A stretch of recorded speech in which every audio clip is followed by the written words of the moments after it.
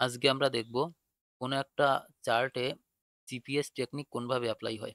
GPS technique হলো চার্টে কোনো প্ল্যানেটের সে কোন পজিশনে থাকলে তার শক্তি বৃদ্ধি পাবে এবং জাতকের প্ল্যানেট রিলেটেড যে তত্ত্বগুলো সেগুলো ভালোভাবে সে এনজয় করতে পারবে। তো আমরা এই চার্টে দেখছি ফার্স্টের যে লর্ড, ফার্স্টের লর্ড মঙ্গল, স্করপিও লগ্ন, স্করপিও লগ্নের লর্ড মঙ্গল। মঙ্গল দেখাচ্ছে চার্টে নবম স্থানে বসে আছে। কিন্তু মঙ্গলের আসল জিপিএস লোকেশন অন্য কোথাও। এটা আমরা চেক করব। বিভিন্ন প্ল্যানেটের জিপিএস এর নাম্বার আলাদা হয়। মঙ্গলের জিপিএস নাম্বার হলো ১০। তো আমরা মঙ্গল যেখানে অর্থাৎ নবম স্থানে আছে এখান থেকে আমরা পিছনের ঘর গোনা শুরু করব এবং ১০ পর্যন্ত যাব। ১, ২, ৩, ৪, ৫, ৬, ৭, ৮, ৯, ১০। তো এটা আসছে 12 হাউস। অর্থাৎ এই জাতক যদি সপ্তম রাশিতে মঙ্গলের অ্যাট্রিবিউট গুলো অ্যাক্টিভ করে নেয়, তাহলে এই জাতের বা জাতিকার শক্তি বেড়ে যাবে। মঙ্গল রিলেটেড যে শক্তিগুলো অর্থাৎ এনার্জি বেড়ে যাবে। আবার অন্যদিকে এই জাতকের লগ্ন লর্ডও যেহেতু স্করপিও অর্থাৎ মঙ্গল, এর কনফিডেন্স লেভেলও বেড়ে যাবে, অ্যাপিয়ারেন্সও বেড়ে যাবে। এরপরে দেখি সূর্য, সানও ওই নবম হাউসেই আছে এবং সূর্যেরও জিপিএস লোকেশন যেটা এটা ১০।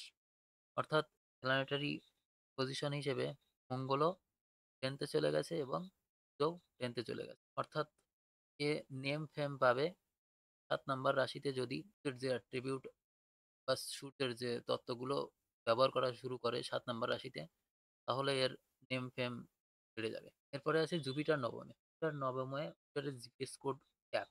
তাই এর পজিশন কোনো চেঞ্জ হবে না।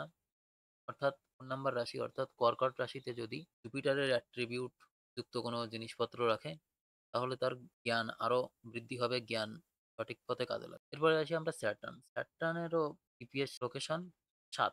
অর্থাৎ এখান থেকে যদি গণনা শুরু করি ১, ৪, ৫, ৬, ৭ সেকেন্ড হাউস আসে। অর্থাৎ স্যাজিটেরিয়াস রাশিতে যদি স্যাটার্নের কোনো অ্যাট্রিবিউট রাখা হয়, তাহলে তার সেবা ভাব বেড়ে যাবে। শনির যে অ্যাট্রিবিউট গুলো আছে সেগুলো পজিটিভ রূপে কাজ করে। বড়, বড় যে ক্রিয়াগুলো আছে সেগুলো আসা বন্ধ হয়ে যাবে। যদি নবম স্থানে স্যাজিটেরিয়াস রাশিতে শনির অ্যাট্রিবিউট তো এবারে দেখা যাচ্ছে চন্দ্র। চন্দ্রর জিপিএস লোকেশন হচ্ছে ৪। অর্থাৎ আমরা যদি গণনা করি তাহলে এটা চলে গেছে 4th হাউসে। তো চন্দ্র হচ্ছে কেয়ারিং, মাদারের সাথে কানেকশন। তো 4th হাউসে চলে গেছে তার মানে যদি চন্দ্রের অ্যাট্রিবিউট ব্যক্তি রাশিতে রাখে, রাশি থেকে যদি চন্দ্রকে অ্যাক্টিভ করে তাহলে এর কেয়ারিং, কেয়ারিং করা বা অন্যর থেকে কেয়ারিং পাওয়া এবং সাপোর্ট পাওয়ার সেগুলো বৃদ্ধি পাবে। ক্যাশ ফ্লো বেড়ে যাবে। শরীরের যে অরা আছে সেটা বেড়ে যাবে। এরপরে আছে রাহু। রাহুর এস লোকেশন নাম্বার হলো ৭। রাহু আর শনি একই রকম বিহেভ করে।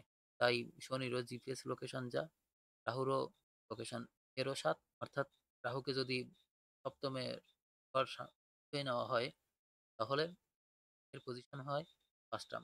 অর্থাৎ স্করপিও রাশিতে যদি রাহুর অ্যাট্রিবিউট রাখা হয় তাহলে এর অ্যাট্রাকটিভ ক্ষমতা আরো বেড়ে যাবে। আকর্ষণ ক্ষমতা অনেক বেড়ে যাবে।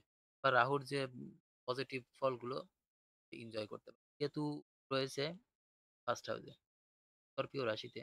কেতুর জিপিএস লোকেশন আর মঙ্গলের জিপিএস লোকেশন সেম অর্থাৎ ১০।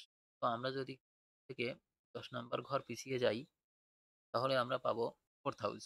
রাশিতে যদি কেতুর অ্যাট্রিবিউট রাখা হয় তাহলে এই ব্যক্তি কেতুর যত পজিটিভ অ্যাট্রিবিউট আছে সেগুলো এনজয় করতে পারে। তো হলো লাক্সারি, মানি, ওয়েলথ।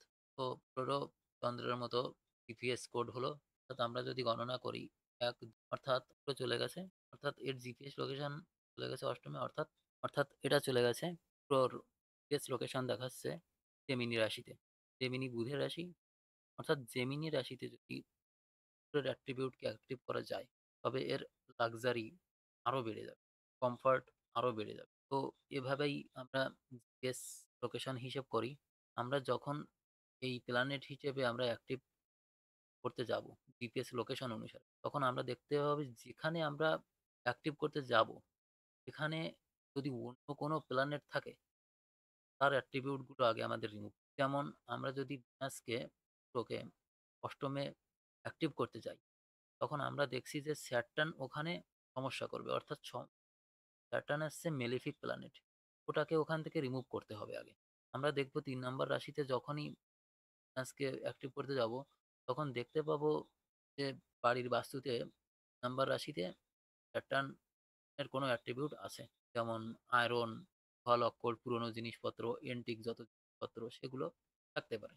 এগুলো আমরা আগে ক্লিন করে নেব।